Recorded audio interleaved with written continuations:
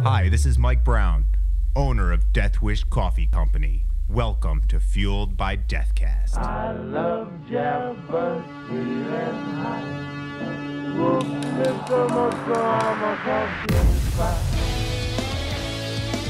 Death Wish Coffee presents Fueled by Deathcast, the world's strongest podcast.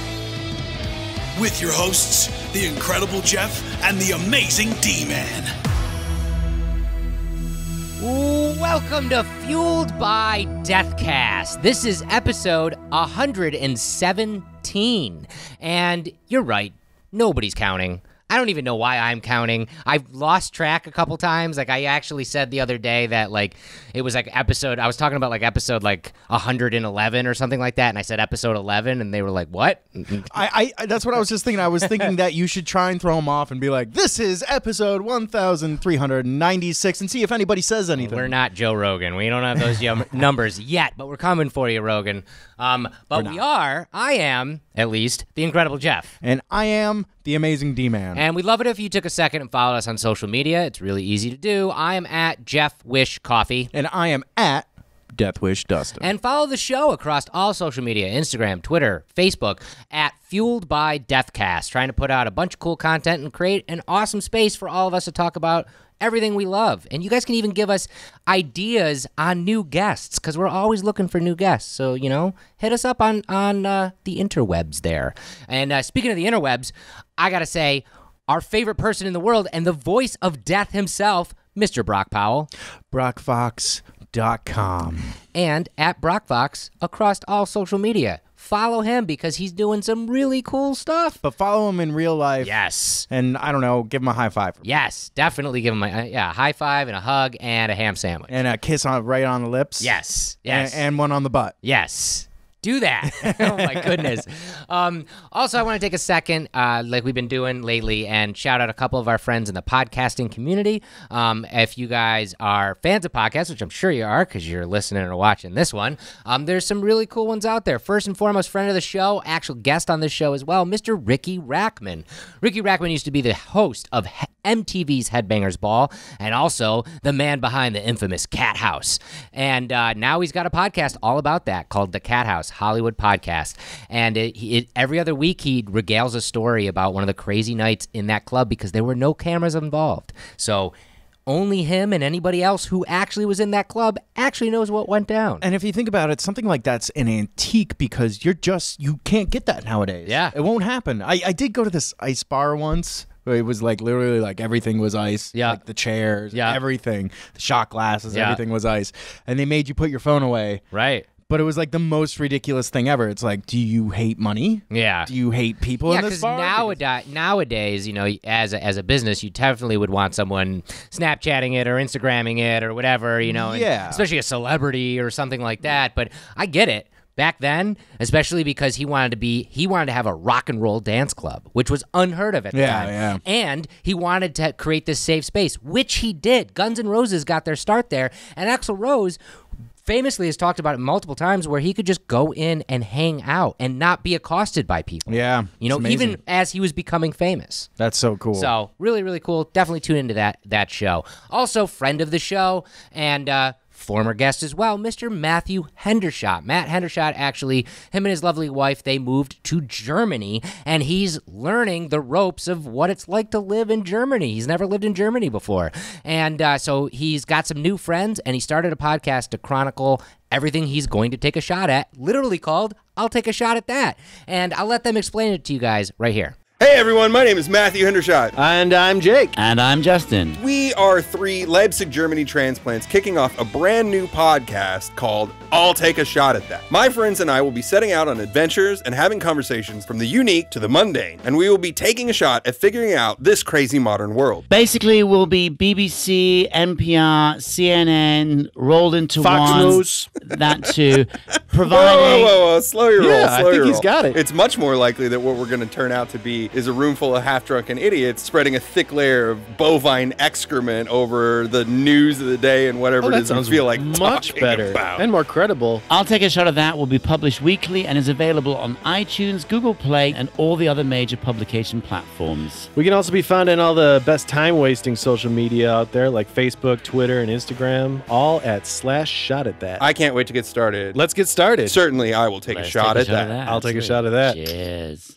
So yeah, definitely check out their show. They're brand new. They got a couple episodes under their belt. You can find it wherever podcasts are found. And we have so many friends that are in the podcast game. I always forget to shout out so many of them. Mr. Throwback Thursday, Dave Solo and Walker Nation. Gosh, the list goes on. And I'll keep talking about it every other week, and we'll just keep shouting everybody out because podcasts are awesome. There's not enough time in the day to listen to all the podcasts I want to listen to. That's a great thing to have because, you can listen to podcasts anywhere. There's no chance of getting bored if you know where to look. Exactly. Secret code unlocked. Discount of death. This week, and every week, make sure to use our awesome podcast discount of death, to get 12% off of everything on deathwishcoffee.com. I mean, you guys are already going to the website. You guys are, buying coffee and merchandise. We see you out there. And we just wanted to give you a way to save a little cash because we're constantly coming out with new stuff. I was just looking at the marketing calendar as I do every single week, and it just constantly grows with more cool stuff. And, what's better than cool stuff is cool stuff that's a little bit cheaper, exactly 12% cheaper. So as you're buying that cool stuff in your discount code area, all you have to do is type in one word. Well, it's 3 words, but we're smashing it into one word, discount of death, and 12% off just for you guys. Enjoy it. All right, guys, this week we've got an incredible musician and somebody we met for the first time basically on camera. Yeah, we so we got the call. We heard that Lionize was coming to town. They're Lionize. Which I've seen them a couple times before opening up for Clutch. Yeah. And so we finally got a hold of him, and we went to the venue. We picked his ass up. Yeah. We brought him back to Death Wish HQ. We sat him down, and you're literally seeing our friendship unfold right in front of you. Yeah, Nate Bergman, he and the other guys in Lionize, they create some great rock and roll, guys. Like I've said it before on this show, we're in a very trying time is the best way I can put it for rock and roll. Yeah. I mean, like it's not getting love from the Grammys. It's not getting love from mainstream radio. And even when it does, it's getting shit on really with like Greta Van Fleet and all that kind of stuff. So, any of those nuggets of rock and roll that you can find out there, you latch on to because rock and roll will never die, obviously. Yeah. And these guys in Lionize are doing their best to make sure of that. And it was really cool to sit down with Nate right here in this studio and talk about, starting a band, being in a band, and working really hard to pursue your dream and achieve your goals. And it's really awesome. So mugs up this week for Nate from Lionize. The Fueled by Death guest. I've been so excited to talk to you because I think we're finally seeing rock and roll come back into, the conversation, the musical conversation. And I love your band. Thank you. I really think that you guys have such a rock and roll aesthetic to it. But if you just do a normal Google search of Lionize on the internet, there's lots of different people talking about lots of different things that you guys play. And I always like asking the musician to start off with, like, how would you quantify your sound? Because rock and roll is such a broad idea. Yeah, we get asked this question a lot, and every time I go to think about it, it changes. Well, of course. We're a rock band. I think we're a rock and roll band, but I always feel like we've been probably should be more conservative. We're never really afraid to experiment or delve into a thing. That's awesome. And I think for us, we grew up. If you listen to Thin Lizzy or Deep Purple or The Police, there's all sorts of other stuff happening under it. Zeppelin. Totally. Black Sabbath. Yep. All of our favorite bands, Parliament, they're mixing stuff in, and you think, well, Sabbath, that's a heavy metal band, and that's fine, but Bill Ward is basically a jazz drummer. Right. So to me, you could say that they did some stuff that was jazz. And I think the Police are not a reggae band. Is that what they're supposed to be? No, but I think there's a huge... I never thought about it, I guess. I think there's a huge reggae influence there. Yeah, Totally. Yeah, definitely. No doubt. Yeah. Same Totally. thing. And I think the more you look at the bands you love, they're not like Chuck Berry is a rock and roll act. Right. There's very few things that are just rock and roll. Right. And I think, with a band like Clutch being such an influence in what we do, I think you find inspiration in the fact that things aren't just rock and roll. Yeah. No, and I think that is a great way to put it, because a lot of times, especially with bands that are just starting out or whatever, they have a singular vision, like this is what I'm going to be. And I think the bands that do the best and the bands that I love the most are the ones that are like everything's on the table. Sure. No matter what. And that's why I really love what you guys put down. But you kind of broke it into a little bit and talked about influences. You and the other guys in the band met in school, correct? Yeah. What influenced you to pick up the guitar to start a band? Like, what were the direct influences for that? Wow, I've never even actually thought about that. I think Chris, who plays keys, organ, he was into classical piano from a very young age. Okay. And I think it grew from there into jazz, and so he's played. And Henry on the bass, kind of same thing.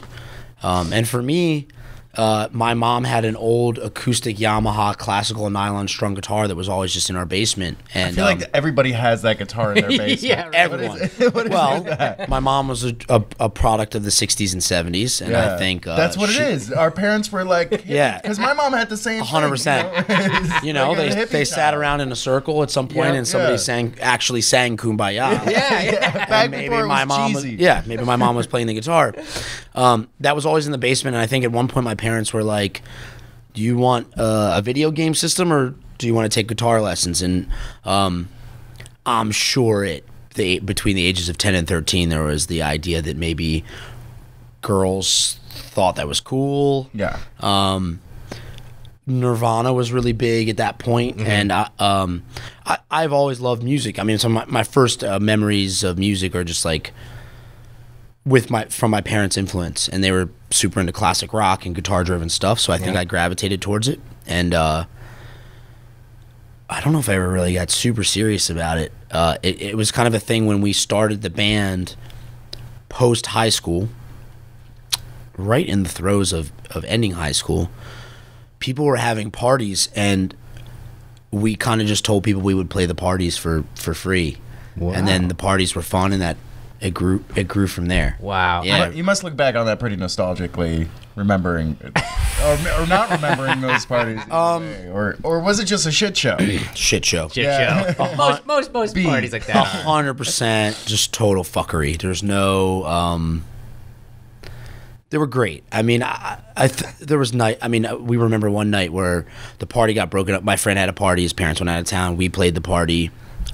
300 people ended up coming. Yep. Trashed the house. Trashed the house. Oh, yeah. And then Hank went with his brother, and they hid all the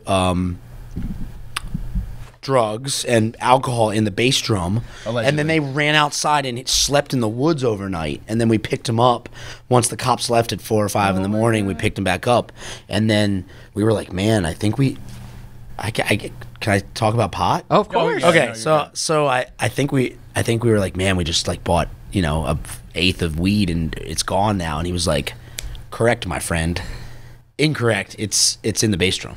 So remember, kids, hide your drugs in the bass drum. Yeah. The cops didn't even look. They didn't even look at it. Oh my god, that's so funny. And going back to that time too, I'm always curious with bands. When you guys started out in this iteration of the band, was it always Lionize, or did you start with a different name? We thought it was super cool to for the first couple months of the band, we called it Catch a Fire after the Bob Marley record. We just thought that imagery was cool and intense. Then we got a cease and desist letter because we had a website, and then the website, we got a cease and desist letter to the address, and it was actually one of the Marley daughters had started a clothing company with the same name. Oh, makes and we were like, that's pretty cool, Yeah. But we should, I mean, it's one of the richest music estates in the world, so Yeah. we Yeah, probably you don't thought, wanna- Yeah. It's We didn't like have- fucking with Jackson. You know? yeah, we didn't have that financial backing yet. Yeah, so we were at rehearsal one night, and we used to rehearse in this really weird warehouse space, and we had to kind of do it overnight. So we were doing it from 12 to 3 or 12 to 4 a.m. and we were like, we need a name. We got the show coming up. Let's just change it and do it. And Hank was going through the dictionary and came across the word Lionize, and he was like, and at this point, I mean, we were below the lowest rung of trying to achieve any type of like success as Right. a business. Right. And he was like, the name means to celebritize something. That would be funny. And we were like, oh yeah, that's funny. Yeah, no one's ever gonna know about this band. It's just for fun. And now we're stuck with it. So. I think it's a great name. Cool. I feel like if you try to take your band naming too seriously, you go completely wrong, right? Yeah, I think in retrospect, had I known how many people would make an Eagles cover band joke, I never made that connection, but you're right. fuck me for telling you that. Now it's out there. Now I can't unthink it. If another person comes up and goes, is it like the Eagles? Like you can't hide your Lionize? And I'm like, yeah, we're huge Glenn Fry guys. Yeah. Love the Eagles. Stick around for the second set, guys. It's nothing but Eagles. Yeah, covers. it's actually almost uniformly like it's like the Big Lebowski. Like at some point, someone's like, I fucking hate the Eagles, man. So when does the band move from this group of party animals playing party shows to actually being like, oh, we should hit the road, we should make records, we should try to do this? tours, Yeah, we should take ourselves seriously. Three things happened within a year that changed the trajectory of the band. And how far after was this from the post high school years? So 4 or 5 years of kind of driving up and down the East Coast. Yep. Going to beach towns, going to primarily playing bars. We graduated from parties that didn't pay much, Right. to bars, which paid a little bit more. A little bit more I than think this zero. is the normal trajectory of This a is band. it, right? Yeah. But you're playing. They're like, you got to play for 3 hours, and we don't have that much music, so we're thinking, how do we jam out for what's a 30-minute jam sound like? And then people start to get pissed, and then we ordered too many buffalo wings, and they can't comp them, and I've been there. I mean, we played We played a few Buffalo Wild Wings. We played straight up restaurants. I mean, anywhere that would take us. We said we would lie a lot, and they would be like, do you have 3 hours of cover material? And we'd be like, yeah, sure do. Definitely. Are you paying us $750 because we're in? Yeah. So we did that for a while, and then in 2006, through a very weird story, our drummer at the time was taking drum lessons from a guy in Maryland who was also teaching Jean-Paul from Clutch. Okay. And we connected with him and found out we had some musical similarities, and I think he was being very gracious by saying he liked the demos that we were putting together. And we ended up in 2006 in Baltimore. We opened up for the Bakerton Group. Oh, cool. And that kind of exposed us to what was possible at a hard ticket venue as opposed to playing restaurants and stuff. Yeah. And bars. And that same year, a guy who was working for Steel Pulse heard our music and was like, I think that this reggae band would really like the weird rock thing you're doing. And they ended up taking us on an amphitheater tour with Steel Pulse and the Wailers and us, and we had no business being there. Wow. We didn't have the right gear for it. We didn't know what was happening. Wow. We get on this amphitheater stage and we spread out for the first time. We were 25 yards away from each other. We had only ever played tight little bars. So no fucking clue what's happening. And then at the end of the following year in 2007, we had a booking agent that was part of a company that was putting out HR from the Bad Brains solo tour 3 months across the U.S. And he was like, it's $75 guarantees, and you're probably going to die in the middle of it. Do you want to take the tour? And we just made the decision at that point that this was it. Like, we were never we were never going to go back to playing bars, and we were going to really make an effort to be a touring band. And the nightmare has not stopped since then. That's awesome. Yeah, now 2018's ending. We're here. 2019. It slowly got better. That's incredible. That's such a great trajectory too, because you guys just kind of took it all in stride. It wasn't like the younger band being like, I'm gonna be famous tomorrow. You know, like you guys were just like, let's see where this takes us. Yeah, I think the only reason this thing has worked is because our whole commitment has been to just, we want to make cool records and we want to play good meaningful shows. Mm-hmm. And that really is kind of up to you what that means. Like, yeah. A good record to you might mean selling 1 million copies. A good record to us means that when we listen back to it, we're like, oh, that was cool. Like, we did a cool thing. Yeah. So. Well, speaking of a cool thing, you guys have kind of fallen into this, as we talked about off the podcast, actually, this kind of Big Brother scenario with Clutch. Sure. Can you talk a little bit on that? Because, I mean, personally speaking, Clutch is very influential. Absolutely. And I'm sure they are to you as well. Did you wear your Clutch shirt on purpose, or did you just have a pile of Clutch shirts? And you just I wore it on purpose. Okay. It's a really bizarre story almost, but we're from the same county in Maryland.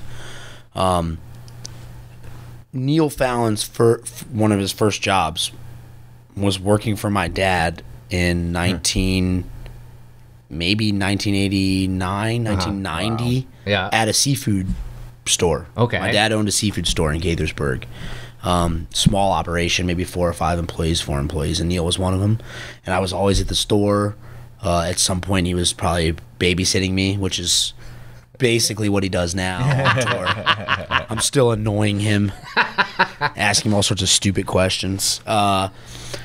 So I was aware of Clutch from a very young age because when I was in middle school and high school, my dad would be like, hey, you know, this guy used to work for my store. His band's doing the 930 Club. And I was kind of always aware of what was happening with them and gradually became a fan of what they were doing as I got more into rock and heavy rock. And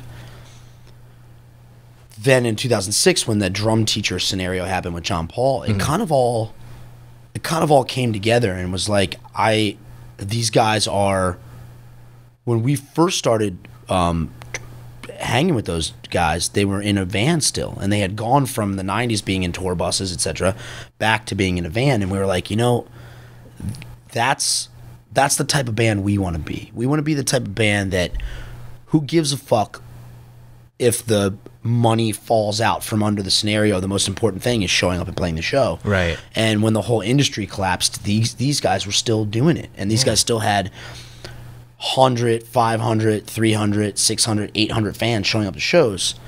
And to us, having more than 50 people at a show was like, you were the biggest band in the world. Yeah. Because they were playing the music that they wanted to play. And we were experimenting with dub reggae and experimenting with heavy riffs, and no other bands were really doing that. And we gravitated towards their work ethic and how smart they were and how nice they were, and how when we went on tour with them, they were showing us that it was possible to do this, and not in this grand way where you're like, my goal as a guitar player is to have a tech set all my stuff up, and then after that, someone's going to bring me coffee at 4, and then I don't want to talk to fans after the show because I'm busy doing that.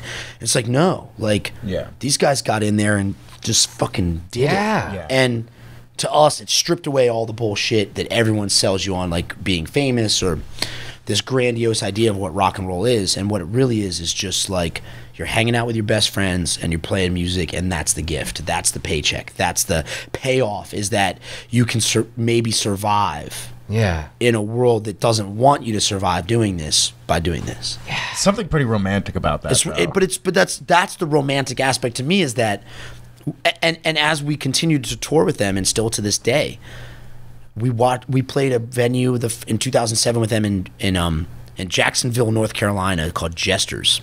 And there was 500 people there, 400 people. And I'm thinking to myself, this is it, man. This is fucking incredible. I mean, the energy and the whole thing, and they're on a tour bus now, and this is crazy. Like, they have a tour bus, and on and on and on. Meanwhile, you know, all these shows on this tour have been several thousand people, sold out. We were fortunate enough for them to take us to Europe, to the UK for the first time in 2014, and we did a venue there called the Forum, and it was 1,400 people, and it was sold out. And I was like, this is crazy. Then in 2016, we went back with them to the UK, and we opened for them at a sold-out show at the Roundhouse. Wow. 3,000 plus tickets, and it was just like, so every year that everything kind of gets tougher for bands, these guys are growing. And it's because they're doing it the right way, and they're smart, and they treat everyone how they want to be treated, and they know because they were where we were at a certain point. And a lot of times to be a first of 3 on a bill, it sucks. It's tough. Yeah. It's never tough with these guys. They always make it so much fun and so cool to be here that anytime Clutch asks us to go on tours or do a show, we're there. I don't care what a lot of bands would pay to do it. Yeah. So the fact that we can make a small paycheck doing this is it's a privilege. That's so rad. And I mean, not only have you kind of gotten this camaraderie with Clutch, but you've also have featured Tim on a couple of your records. You featured Neil on a couple of your records. And I know when this episode comes out, you guys are going to be talking about a brand new record with another special guest. Can we talk about that? We can. We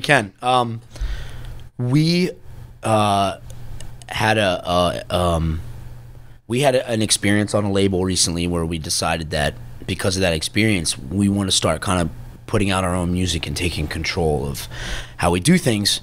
And right at the end of 2017, actually the day after a sold-out New Year's show, for personal reasons, the drummer who we've been playing with for 6 years left the band.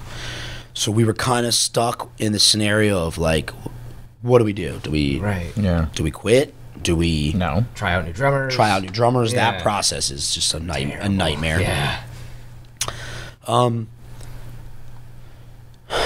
So obviously, if you have access to probably the best rock and roll drummer alive right now. Alive. I mean, I think you could go off into different subgenres of drummers that are amazing, but we have access to one of the best musical minds in Jean-Paul Gaster. And as a drummer, he's probably our favorite drummer. Yeah.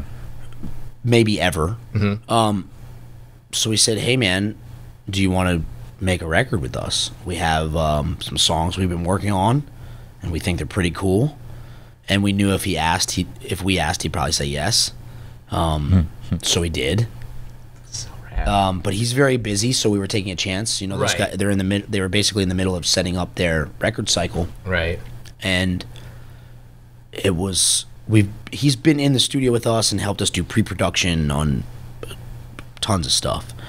The second we got in and played the first song with him, we were like, all right, it's done. I mean, this is it. Wow. And it took about 5 weeks, and we put the record together. It's 10 songs, and it's hands down the best thing we've come up with as far as what how the songs are, what they sound like, the presentation, and the drumming is I don't even know how to describe it. I mean, it's like having all of our favorite drummers kind of in one package. Oh my god! And it's wild. Yeah. Jean-Paul, for anybody who out there who's watching or listening to this who has not checked out Clutch, I mean, you try to find some live videos where you can see him drum because it is incredible and the amount of stuff that he can do. And I wanted to ask you, with this new record, you came to him with songs that you guys had.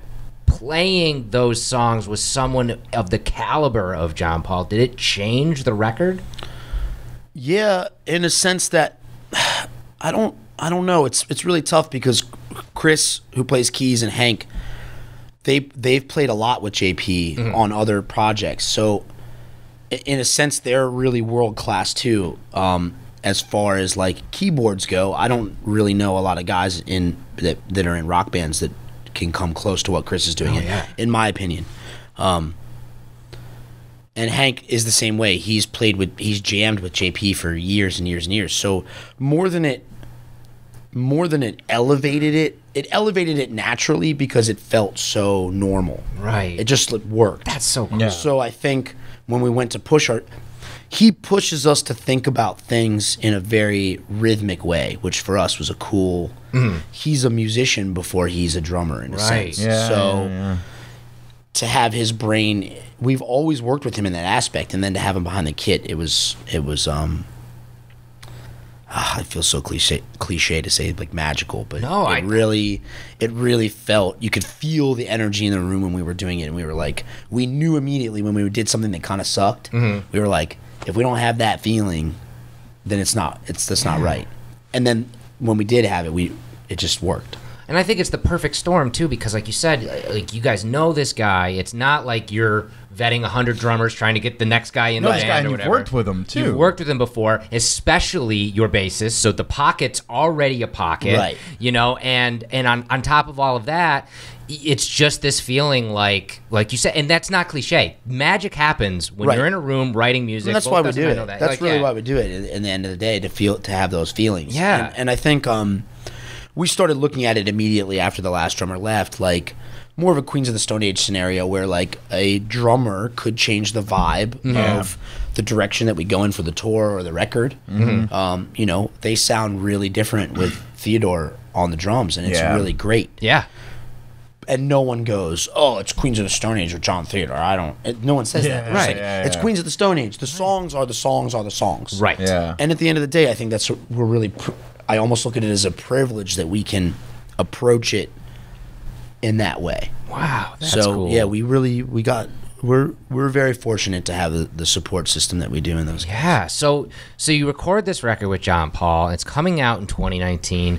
I got to ask the other side of the question then. Will he tour on this record with you, or are you going? Because again, he's so busy. And right. I don't think we have a plan to do. I'm sure there will be scenarios where some type of show, hometown thing happens. Right. Something really cool will happen.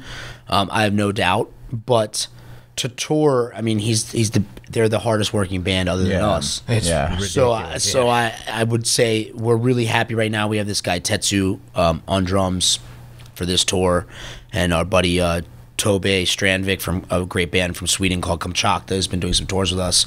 So we have this kind of arsenal now that we can pull from. That's and excellent. Whenever you come to see us, there will be a world-class drummer behind the kit. So lucky. That's excellent. That's awesome. And I'm sure, like you said, you know, I mean, you are so symbiotic with Clutch as it is anyways. Like, I'm sure there will be many times where you guys will be sharing the same stage and it'll be like, all right, JP, come on. Yeah. We've done a lot of tours with those guys, more than I can remember at this point. And it's just this tour right now also too, because Mike Dillon's on the tour, and Chris from Lionize played on Clutch's new record. He did 5 or 6 songs on keys.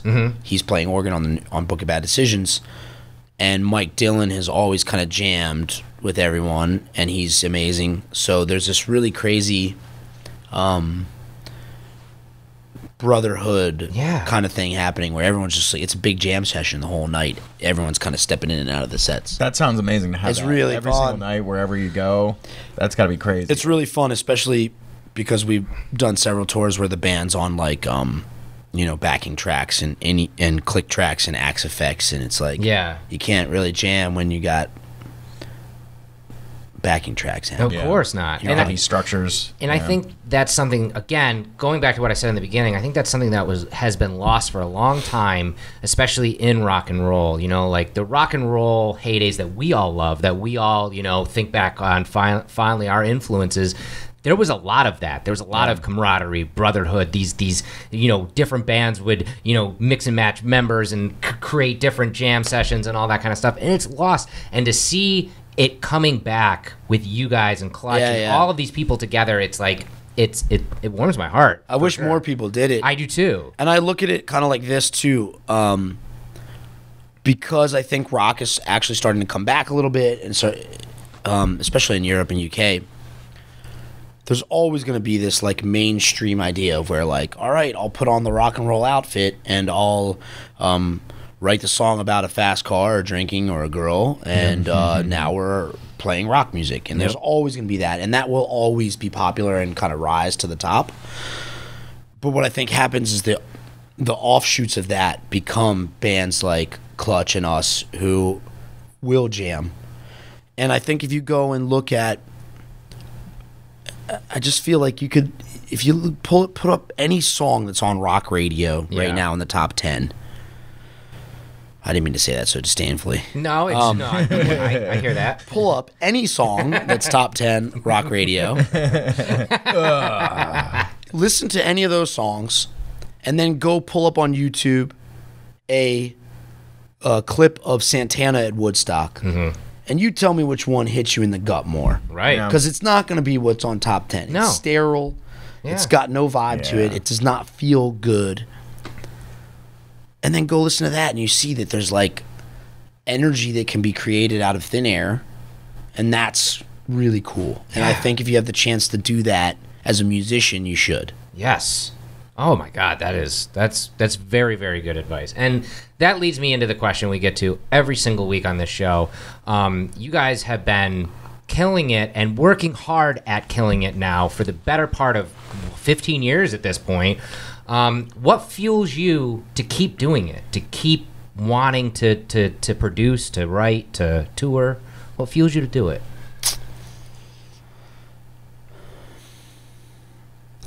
At this point, I'm pretty sure it's lack of skill at anything else. You're married. I don't have a resume, and I'm pretty sure if I went to Walmart or McDonald's or Subway or anywhere that's hiring, I don't know if I'd be literally qualified to do it. They'd be like, "What's your past experience?" And I'd say, "Get to this." Yeah, but I don't really think that's fair, because Jeff and I are on the same, like, no resume, like, we were just dirty fucking musicians living in a dirty fucking house. It's and here, look at us now. Right? You know? The possibilities are really endless, especially when you're somebody that knows how to work with a fickle group of people. Sure. That goes a long way. I mean, the truth is, I think what drives myself and the rest of the guys to do this, and it's very selfish, is that it's really fucking fun. Yes. It's really, really fun, whether you're in the basement or the studio or on stage. If you can find a group of people, hopefully more than one, because we need more, like, 4-piece bands to happen. Yes. If you can find that connection, it's fun. It's really, really fun. And I don't know, even, if you're in a scenario where you have to work other side jobs or you have to live a very stripped back lifestyle, I think it's probably way more important in your limited number of hours on the planet to have fun than it is to be comfortable. Yeah. For me. That's for it. me.